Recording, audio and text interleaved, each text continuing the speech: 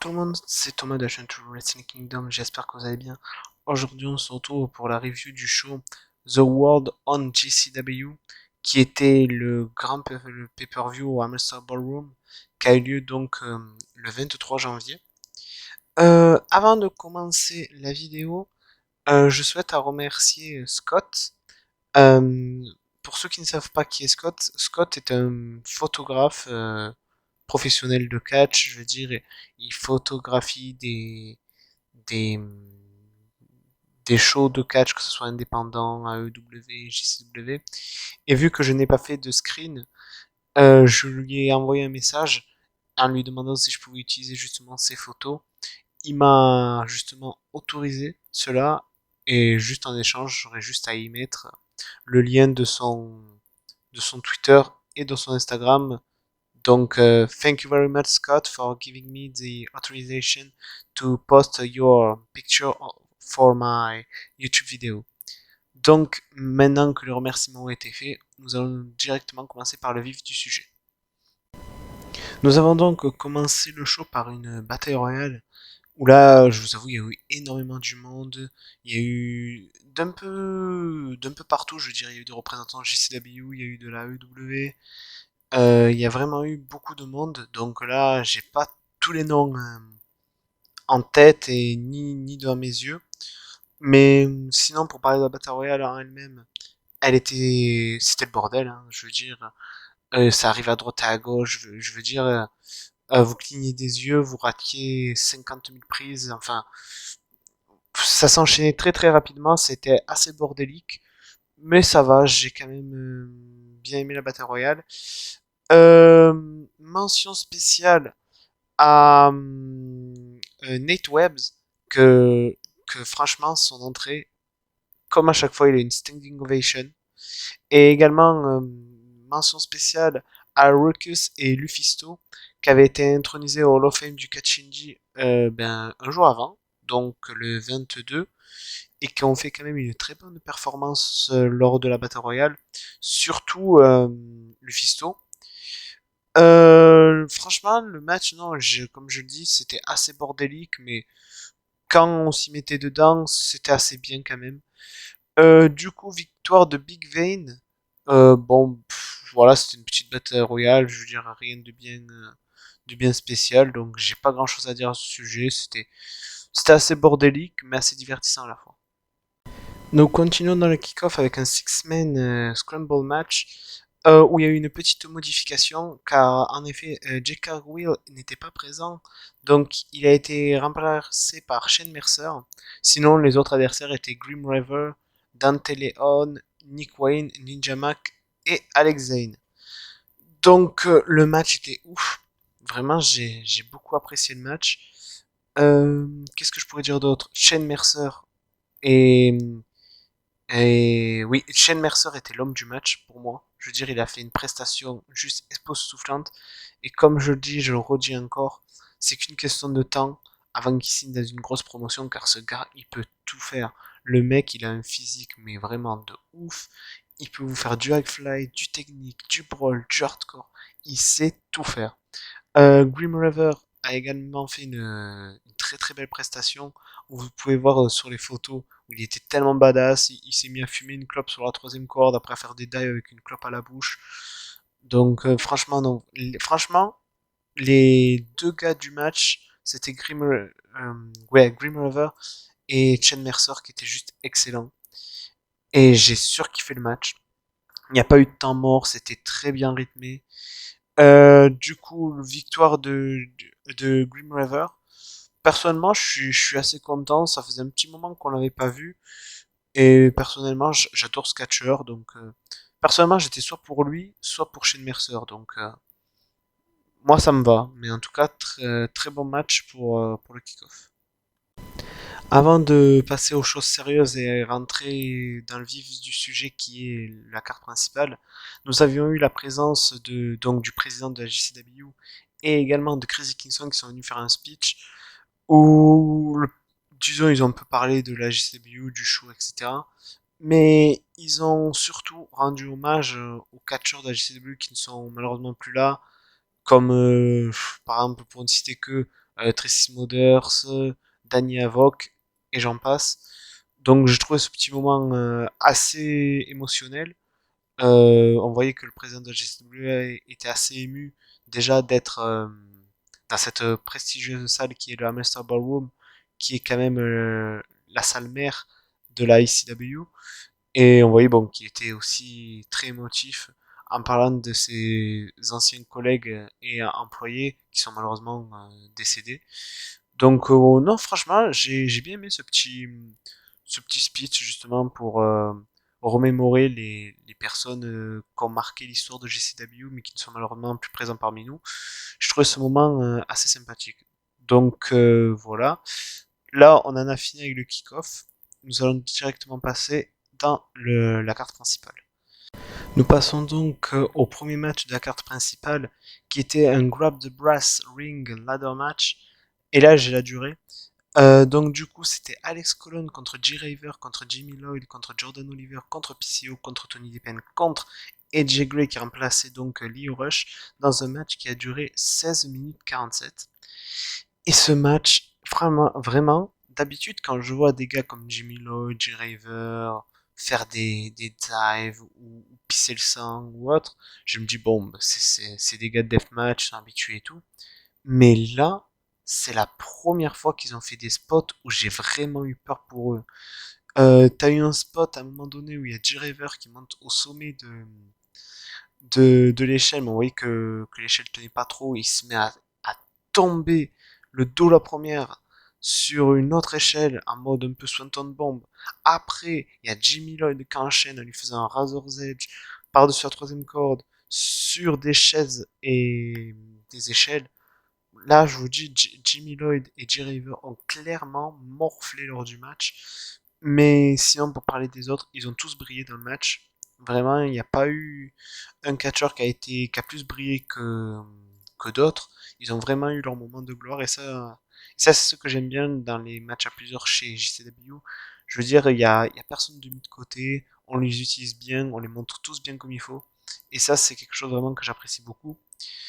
Euh, Disons, celui que peut-être on a vu le moins, je dirais peut-être PCO.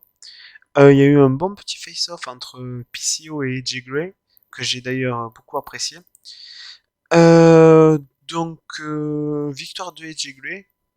Donc moi, personnellement, je suis assez content parce que j'aime bien AJ Gray. Et bon, il mérite une grosse victoire parce que bon, il y a quand même eu des gros matchs lors des récents shows. Donc je me dis que non, franchement, il mérite la victoire. Et en plus de cela, le titre, je crois que c'était le titre Extreme, si je ne dis pas de bêtises, laissez-moi regarder. Euh, oui, enfin, il a remporté aussi le titre Extreme, en plus a remporté l'anneau. Donc, personnellement, moi, je suis assez content de voir AJ Gray avec un titre. Nous passons au prochain match qui était un six-man tag team match qui me hypait énormément, qui opposait donc Team Gringo Loco, donc composé de Ares contre, et Demonic Flamita et Gringo Loco, contre Team Bandido, composé de ASF, Bandido et Laredo Kid, dans un match qui a duré 14 minutes 09. Et là, autant vous dire que ce match, je l'ai adoré. Il y a eu des moves, mais vraiment de dingue. Il y a eu un move d'ailleurs qui m'a vraiment surpris, que j'ai vraiment kiffé. C'est que comment expliquer ça sans photo. En gros, c'est un six man, donc ça vous l'avez compris. Donc c'est du 3 contre 3. Et il y en avait un qui portait les deux partenaires sur ses épaules, et de l'autre côté c'était la même chose. Et en gros, ça tombait étage par étage. Celui qui était tout en haut, il faisait une prise sur l'autre, l'autre tombait, etc., etc. Enfin, je sais pas si vous voyez bien ce que je veux dire, mais regardez le match. Regardez le match, vous comprendrez mieux ce que je vous dis. Mais en tout cas, un niveau dive, Spotfest, c'était ouf, je veux dire. Il y a eu des saltos, des dives, des Tompekon Hero, des Suicide Dive, ça s'est pas arrêté. Vraiment, ça s'est pas arrêté. C'était ouf. C'était un match digne de l'Arena Mexico. Et franchement, c'est ça que j'aime bien chez GCW. qui me rappelle énormément la ECW, c'est qu'ils donnent, mettent un peu en lumière le catch mexicain et également des fois le catch japonais. Et là, ce match l'a clairement prouvé car Bandito, bon, il est là depuis pas si longtemps que ça, mais les autres, c'est quand même des habitués de JCW. Et on voit que chaque fois, ils ont des bons matchs, des bonnes opportunités. Et ça, je suis très content, étant un grand fan de Lucha Libre. Donc, du coup, victoire de l'équipe de Gringo Loco, donc avec Ares, Demonic Flamita et Gringo Loco. D'ailleurs, j'étais agréablement surpris que Demonic Flamita s'entende bien, disons, avec son équipe, vu que quand même, du côté de CW, Demonic Flamita, et surtout dans ce match, c'était le seul heal. Donc moi j'avais prédit la victoire de l'équipe adverse parce que je me suis dit oui, c'est un heal avec des faces, ils vont pas bien s'entendre, il va y avoir des dissensions, ce qui va coûter la victoire. Au final, ils m'ont bien fait fermer ma gueule et j'ai surkiffé le match. C'est pas mon match préféré, mais voilà quoi, c'est quand même un de mes matchs préférés, même si ce n'est pas mon match préféré. Nous enchaînons avec le prochain match qui était un match 1 contre 1 qui opposait donc Leo Rush contre Blake Christian. Et autant vous dire que j'étais aux anges. Car leurs affrontements précédents étaient pour moi certains des meilleurs matchs de l'année dernière. Ils avaient fait des matchs mais de dingue. D'ailleurs, celui que je retiens le plus, c'est celui où Leo Rush était en Blackheart, mais leur match était juste exceptionnel. Pour moi, Blake Christian et Leo Rush, c'est les nouveaux Ricochet et Will Ospreay du catch actuel. Donc, à vous dire, ce match était juste ouf. Je dirais peut-être moins bon que les précédents, mais pour 12 minutes 34, ils ont vraiment donné un très très très très beau match. Et de toute façon, les deux, quand ils sont dans le ring, que ce soit l'un contre l'autre, de toute façon, ils n'ont jamais fait équipe. Euh, attendez, j'ai un doute. Non, ils n'ont jamais fait équipe. Euh, ils donnent tout le temps des très très belles prestations. Et là, ça n'a pas changé. Du coup, victoire de Bray Christian. J'ai envie de dire victoire assez logique pour ma part parce que en ce moment, bon, voilà, il fait son retour sur le circuit indie. Il reçoit quand même des bons petits push. Donc, j'aurais trouvé ça assez con de le stopper sur sa lancée. Mais en tout cas, très très bon match et j'espère qu'en 2022, on aura encore des Leo Rush contre Blake Christian. J'aimerais peut-être même, parce que je sais qu'ils avaient fait un Iron Man match, si je me trompe pas. Je me rappelle plus ce que c'était, mais qui avait duré longtemps. Mais en tout cas, même s'ils refont un Iron Man match de 1 heure ou autre, j'ai envie de voir les deux dans un ring, l'un contre l'autre, ou voire même, pourquoi pas, pour changer un peu en équipe, parce que ça pourrait donner quelque chose de ouf. Rien que le fait d'avoir vu, par exemple, Blake Christian en équipe avec Alex Zane, c'était dingue. Donc, Blake Christian en équipe avec Leo Rush, ça peut être mais vraiment un truc de malade mental. Donc, en tout cas, Blake Christian et Leo Rush, deux catcheurs vraiment à suivre en 2022 car ça nous promet de très très gros affrontements, que ce soit entre eux ou contre d'autres personnes. Nous passons au prochain match qui était un match qui m'a hypé beaucoup.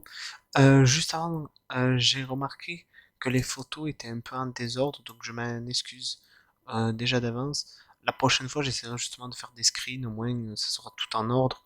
C'est juste que là, voilà, vu que j'ai plein de retard, j'ai préféré utiliser des photos justement de Scott qui a eu la gentillesse de me l'autoriser. Donc, je suis désolé si en même temps que je parle, vous voyez les photos dans le désordre. Bref, comme je disais, le prochain match c'est Joey Janela contre Matt Cardona. Matt Cardona qui est accompagné de Chelsea Green. Pour vous rappeler l'histoire, Matt Cardona donc s'est marié avec Chelsea Green, ce qui est un fait de la vie réelle.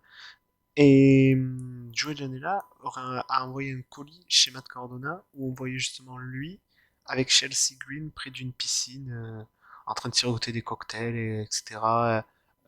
Chelsea en bikini, lui en maillot de bain. Donc après, voilà, ils se sont clashés. Matt et Chelsea avaient attaqué Ricky Morton. Joey Janela était venu faire le save. Ils se sont battus dans la rue également. Donc voilà. Le match était pour moi clairement mon match favori de la soirée. Divertissement à 1000%. On a eu des interventions. Bon, on a eu Chelsea.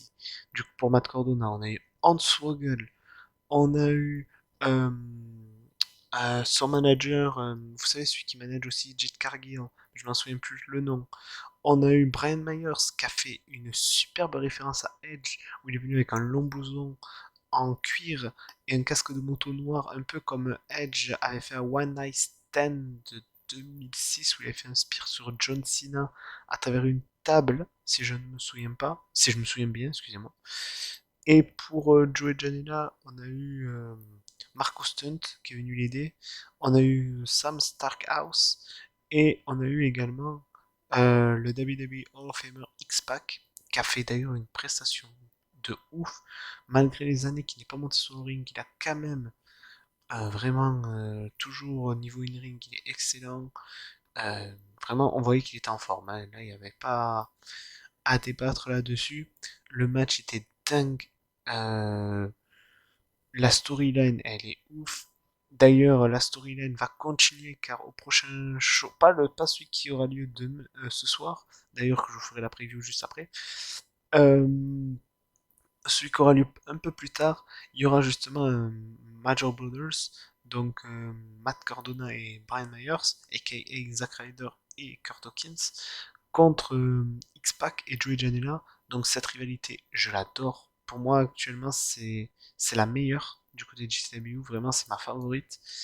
Du coup, victoire de Joey Janela, euh, de Joey Janela, excusez-moi, de Matt Cardona, parce qu'il y a eu un moment donné, et ça j'ai trouvé ça très intelligent de la part des Heels, je crois que ça a été rarement fait, où en plein match, Chelsea est venu donner un kick dans les parties intimes de Matt Cardona, donc tout le monde s'est dit, waouh, fait son Chelsea Green qui va s'allier avec Joey Janela, et au final, quand Joey Janela monte sur la troisième pour faire son diving elbow, Chelsea le fait tomber, et on voit que Matt Cardona avait une coquille. J'ai trouvé vraiment ce truc tout con, mais qu'il y a eu peu de heal, de couples heal qui l'ont fait. Donc j'ai trouvé ça assez sympa. Mais sinon, ouais, comme je disais, le match était vraiment dingue et c'est mon match favori de la soirée. Nous passons donc au match féminin de la soirée qui opposait donc Ali Catch contre Ruby Soho dans un match qui a duré 9 minutes de 36. Un match qui a eu une très bonne durée, j'ai trouvé le match pas trop long, pas trop court, vraiment la durée était parfaite. Euh, Niveau technique, c'était ouf. Je m'attendais vraiment à du brawl, limite à une bagarre à l'extérieur du ring, mais vraiment, ça a été très technique et j'ai beaucoup apprécié cela. Ali Catch a carrément montré à ses détracteurs que c'était une excellente catcheuse. Pour rappel que lors du dernier show JCW, Ali Catch avait fait une promo vraiment très émotionnelle où elle avait dit qu'avant elle essayait de se trouver un personnage avec une gimmick de chat parce qu'elle avait peur que les gens ne l'acceptent pas, que maintenant elle est fière que les gens l'acceptent comme elle est. Et justement, elle avait même dit que Ruby était son adversaire de rêve et une de ses idoles. Et là, donc, elle a réalisé un de ses rêves, quoi, d'affronter une de ses idoles. Et franchement, le match était très très bon dans le respect. Vraiment, c'était un bon match entre deux faces très techniques. C'était très clean. Euh, je dirais peut-être, même si ça n'a pas été le plus long match, je dirais peut-être qu'il est dans mon top 3 de mes matchs préférés, soit mon deuxième, soit mon troisième match préféré. Mais en tout cas, il était très très bon le match, et là, il n'y a rien à dire.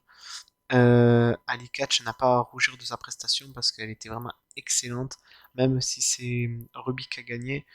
Je trouve que la vraie gagnante du match, c'est quand même Ali Catch qui a su montrer son côté technique et que c'était une excellente catcheuse qui peut tenir face à des gros noms comme Ruby Soho et franchement, c'était nickel. Nous passons donc à un autre match que j'attendais beaucoup, qui opposait donc Effie contre Jeff Jarrett dans un excellent match qui a duré 11 minutes 13. Pour ceux qui n'ont pas suivi, Jeff Jarrett avait fait ses débuts à la JCW il y a un mois ou deux, où la première chose qu'il a fait, c'est attaquer Effie. Après, il avait fait une deuxième apparition où il s'en est pris à la partenaire de Effie de l'équipe Posey, donc Ali Catch. Et là, justement, il y a eu ce match qui a été mis en place. Et franchement, ce match, j'ai trouvé vraiment intéressant car c'était vraiment le choc déjà de génération, et le choc de, ben, on va dire à peu près culture, parce que d'un côté on avait Jeff Jarrett, vraiment, par contre la nouvelle gimmick de Jeff Jarrett, avec son chapeau, un peu en mode hors la loi, cowboy hors la loi, ça lui va, mais à la perfection. En plus, il est rentré avec son ancien theme song de la TNA, que j'adore, un peu remixé. Et de l'autre, on a Effie, un mec qui a une gimmick assez farfelue, que, qui peut être à la fois très drôle, très divertissant, mais qui peut être un dur à cuire. Et, et dans ce match, ça m'a tué de rire. Où il y a eu des moments où Jeff Jarrett, bien sûr, il a repris le dessus, des moments euh, où Effie commence à revenir, mais que Jeff l'a vite recalmé. Mais voilà, le moment qui m'a fait le plus rire, c'est quand Jeff Jarrett a commencé à étrangler Effie, qu'il y a eu son côté un peu sadomaso qui est ressorti, où il en voulait encore plus. Enfin, pour ceux qui connaissent Effie, ils vont pas être étonnés. Euh, la séquence finale, j'ai trouvé extra où il y a eu Jeff Jarrett qui a donc explosé sa guitare à la gueule de Effie. Effie qui a eu un genre de second souffle mais qui a pas duré longtemps, qui est resté debout. Et après, il a enchaîné son finish euh, avec la tête de Effie qui était justement passée à travers la guitare. Et du coup, c'est comme ça que Jeff Jarrett a remporté la victoire. Mais j'ai adoré comment le booking du match a été construit, car même si Jeff Jarrett a remporté le match, Effie a su lui tenir tête. Et bon, quand tu arrives à tenir tête à un des meilleurs champions intercontinentaux de l'histoire, qui est également WWE Hall of Famer, et tout, t'as tout gagné, quoi. T'as vraiment tout gagné. Et j'ai hâte de voir qui sera les futurs adversaires de Jeff Jarrett. Mais en tout cas, le match était très très cool. Et je dirais pareil que c'est un de mes matchs préférés. Parce que là, je vous avoue, dans les matchs qui vont suivre, j'arriverai pas à savoir lequel je placerai en deuxième ou en troisième. Mais en tout cas, très bon match. Nous passons donc au prochain match que j'étais surpris de voir qu'il ne serait pas le main event. C'était le match pour le GCW World Championship que posait donc le champion John Moxley qui effectue son retour contre le Indie Hall of Famer Homicide qui est également une de mes idoles car Homicide est une des personnes qui m'a fait découvrir et aimer la TNA avec des gars comme AJ Styles, Samoa Joe, Christopher Daniels, Kurt Angle, enfin voilà. Bref, le match était super. On avait deux durs à cuire, donc les deux vraiment ils étaient excellents. Faut savoir qu'il y a une dizaine d'années en arrière, Homicide avait battu euh, Bryan Danielson, oui, Bryan Danielson, pour devenir Air Rage World Champion. Et une dizaine d'années après, il se retrouve encore à la même place, mais cette fois-ci pour le titre de champion GCW. Pour moi, Homicide est une légende qui a malheureusement euh, pas la réputation qu'il devrait avoir. C'est comme, par exemple, j'en parle beaucoup lors des shows GCW, et je parle que j'en ferai une vidéo, parce qu'il y a tellement de légendes du circuit indie peu connues, ou même qu'on fait des apparitions à droite et à gauche, mais qui ne sont pas reconnues à leur juste valeur. Et ça, je pense que je vais en faire une vidéo, car il faut en parler. Des gars comme Homicide, Too Cold Scorpio, American Wolf, Tracy Smothers, euh, Nick Mando, il y en a extrêmement beaucoup. Des catcheurs, non, même des légendes du catch, pas reconnus en leur juste valeur, et pour moi, Homicide en fait partie. Mais pour revenir au match, le match était très bon. Bon, sans surprise, je m'en doutais hein, que John Moxley allait conserver le titre. Mais en tout cas, c'était un très très très bon match, j'ai rien à dire là-dessus. JCW, chaque fois qu'ils mettent le titre en jeu, ils font des très très bons affrontements. Et là, ça a tenu la promesse. Et j'ai rien d'autre à dire, un très bon match. Et pareil, un des matchs favoris de la soirée. Nous arrivons au main event qui était l'Open Challenge des frères Briscoe, donc de Mark et Jay, qui défendaient leur GCW Tag Team Championship. Donc voilà, ils sont entrés sur le ring, normal, comme un Open Challenge. Et là, la première arrivée sur le ring est nulle autre que la légende vivante des Deathmatch, Matt Tremont, le bulldozer. Et là, le deuxième, même s'il avait dit qu'il ne serait pas présent, c'est nul autre que Nick fucking Cage, qui a reçu une pop de malade. Bon, ben Nick fucking Cage, c'est le visage de la GCW. Il a reçu une pop de malade.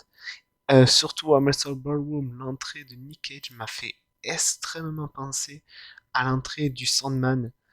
D'ailleurs, j'ai oublié de le préciser tout à l'heure, lors du match de Matt Cardona était rentré avec Enter the Sandman, qui était le theme song du Sandman, justement. En tout cas, grosse pop. Et là, le match s'annonce déjà d'être une vraie boucherie. On a les Briscoe, qui sont une des équipes les plus dures à cuire sur le circuit actuellement. Et de l'autre, on a Nick fucking Cage et The Bulldozer Matt Tremont, deux légendes des deathmatch. Donc on savait que ça allait se mettre sur la gueule. Et c'est sûr que ça a été le cas, hein, justement. Et voilà, c'était une vraie bagarre, hein, clairement. Pendant 5 minutes 38, un peu déçu quand même du fait que le match ait duré que 5 minutes, parce que je suis sûr qu'ils seraient allés aller jusqu'à 10 minutes, ça aurait pu être brutal. Euh, et là, coup de théâtre, Matt Tremont et Nick Cage deviennent champions tag team. Personnellement, qu'est-ce que j'en pense? Moi, étant un grand fan des Briscoe, j'aurais bien sûr aimé les revoir champions, mais bon, je pense qu'ils vont plus se diriger maintenant vers AEW pour commencer une feud avec FTR. Donc, si c'est le cas, je trouve ça assez logique. Après le match, donc Nick Cage a pris le micro, il a été rejoint par les OG de la JCW et les habitués. Bon, surtout les faces, hein, on n'avait pas les Matt Cardona, etc. Euh, mais voilà. Du coup, qu'est-ce que j'allais dire? Oui, Nick Cage, il a fait une promo où il a remercié les fans, les membres du MDK Gang, et voilà, il a dit qu'il aimait la GCW, qu'il aimait les fans, etc. Donc une promo de face avec bon, le langage de Nick Cage qui est assez fleuri. Mais voilà. Donc je dirais que ce match-là, c'est le match qui m'a le plus déçu. Pourtant, il y a quatre personnes, mais vraiment que j'adore. Mais la durée du match, on aurait dit qu'en fait ça a été bâclé. Limite, je sais pas, qu'ils avaient un rendez-vous, qu'ils se sont dit, allez, on a 5 minutes, vite, on va faire ta ta ta ta ta ta. C'est ça que j'ai trouvé ça dommage. Et j'espère justement un rematch, peut-être dans un deathmatch, parce que les cas dans un deathmatch, ça pourrait donner quelque chose de gros. Donc, à voir la suite. Mais j'étais un peu déçu pour le main event. Nous arrivons donc à la fin de cette review, bon, qui a été un petit peu longue, mais bon, voilà. Je m'excuse d'ores et déjà, comme je l'ai dit, que dans la review, des fois, il y a eu des photos qui ont été un peu mélangées, mais vu que j'ai beaucoup de retard, j'ai pas préféré prendre des screens parce que ça m'aurait pris du temps de faire les screens, de faire la vidéo et tout. Donc, c'est pour ça que j'ai demandé à Scott, qui, je répète, a gentiment accepté. D'ailleurs, pour ceux qui veulent voir les photos et toutes les autres photos qui prend lors des shows, je mettrai son lien en description. Sinon, pour parler du show, le show était extraordinaire, comme chaque show de la GCW. Mais là, au Hammerstall Ballroom, c'est encore ouf. Le Hammerstall Ballroom est une pour moi des salles les plus mythiques en termes de catch. Et j'adore chaque show de catch qui se produit là-bas. Je dirais peut-être même que c'est peut-être, avec le Madison Square Garden, mon endroit favori en termes de catch aux USA. Mes matchs favoris, donc vous l'avez compris, ça a été le Matt Cardona contre Joey Janela, il y a eu le Effie contre Jeff Jarrett, le Ali Catch contre Ruby Soho, le match à 3 contre 3 entre la team Gringo Loco contre la team Bandido qui était vraiment excellent. Euh, il y a eu le Blake Christian contre Lio Rush qui était vraiment ouf, le ladder match qui m'a fait flipper.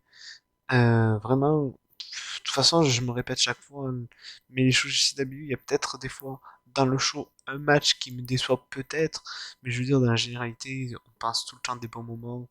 Je veux dire, euh, pour moi, les JCW, c'est une fédération qui peut plaire à tout le monde.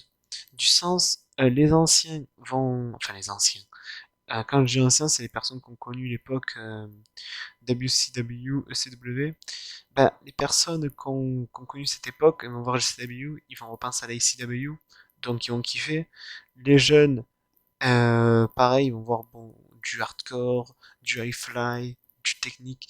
Je veux dire, à la JCW, je sais plus parler, il y a de tout en fait. Et c'est ça que j'aime bien de cette fédération et qui est, pour moi, c'est ma fédération US indie favorite. La JCW avec ROH bien sûr qui a une place particulière dans mon cœur. Mais voilà, pour moi, c'est ouf ce que la GCW fait et la montée qu'ils ont eue. Ils passent d'une petite fédération où peu de personnes connaissaient à une des fédérations maintenant les plus prestigieuses des USA et je trouve ça ouf. Hein. Au début, ils étaient là juste dans des petits champs, dans des petites salles et maintenant ils te font le Hammerstyle Ballroom. C'est vraiment un grow-up de malade. Ils ont fait quand même venir des stars comme Sabu, si j'en ai pas parlé, qui a eu une prestation qui est venue aider Matthew Justice et Jay Gray contre, contre Atticus Cougar et son groupe. On a eu quand même des Kevin Nash, on a eu des Rock'n'Roll Express, on a eu du monde, quoi. On a eu du beau monde. À LCBO, on a eu Mick Foley. D'ailleurs, petit aparté, bon, même s'il y en a qui ont dû le voir, Matt Cardona portait un t-shirt Fuck Mick Foley. Donc je me dis pourquoi pas un affrontement entre Mick Foley et Matt Cardona du côté de JCW. De toute façon, moi je me dis maintenant à JCW, on peut s'attendre à tout. Hein. Vu les légendes qu'il y a eu, les gros noms qu'il y a eu, ça m'étonnerait pas que Mick pourrait revenir faire un petit affrontement avec Matt Cardona. Et je serais pas contre, honnêtement. Donc voilà. Je pense avoir tout dit. Hein, voilà. J'espère avoir le temps de vous faire la preview du show JCW qui aura lieu ce soir. Si j'ai pas le temps, bon, vous aurez dans tous les cas la review. Mais je pense que vu l'heure, ouais, j'ai dit que je la ferais, mais j'ai pas déjà vu que cette vidéo est assez longue, le temps que le montage se fasse, qu'elle soit postée et tout, ça va être assez tard. Donc j'ai peur que le temps que je fasse l'autre, qu'elle se mette, le show aura déjà commencé, donc ça sert à rien. Mais voilà. Juste pour vous dire que les projets que vous avez dit sur la chaîne arriveront. J'en ai même d'autres. Et aussi, pour ceux qui sont restés jusqu'à la fin, je vais prochainement créer un Discord, mais j'en ferai une vidéo où j'en parlerai, où c'est moi qui le gérerai. Je veux dire, Ghost Rider n'en a pas un Discord, donc c'est moi qui vais gérer. J'accepterai tout le monde bien sûr. Je demande juste une chose, le respect envers les catcheurs catcheuses et le respect entre fans. Je veux dire que chacun puisse donner un avis, chacun puisse parler sans forcément se faire insulter ou autre. De toute façon, moindre insulte, moins propos racistes, moins propos homophobes, transphobes ou autres, je ne cherche pas à comprendre, il ne va pas avoir d'avertissement. Moindre manque de respect, t'es viré. Donc voilà, je créerai, comme j'ai dit, ce petit Discord. Et justement, si des personnes veulent nous rejoindre, nous proposer des idées de vidéos, ou même participer à des vidéos avec nous, ça se passera sur ce Discord. Et justement, on vous expliquera sur ce Discord comment ça marche pour faire les vidéos avec moi, Ghost Rider, ou même avec d'autres personnes qu'on fait leur apparition sur la chaîne. Et mon but en 2022 sera d'essayer d'élargir du sens, faire venir plus de personnes sur la chaîne pour faire découvrir. J'essaierai aussi de faire des vidéos, peut-être une par mois, parce que j'ai pas envie non plus de saouler avec ça, où je mettrai en avant des personnes que par exemple, qui ont une page, qui ont, je sais pas moi, ouais, qui ont une page, un compte TikTok, une chaîne YouTube ou autre, qui pour moi mérite plus de visibilité, même si je veux dire on n'est pas une chaîne avec des millions d'abonnés, si je peux même apporter deux trois abonner à une personne méritante, je le fais avec plaisir. Donc voilà. Donc ouais, bon là j'ai assez blablaté. Donc voilà, j'espère que cette vidéo review vous aura plu, même si elle est un peu beaucoup longue. Donc n'hésitez pas à liker, commenter, partager, et on se retrouve pour une prochaine vidéo. Allez, à plus!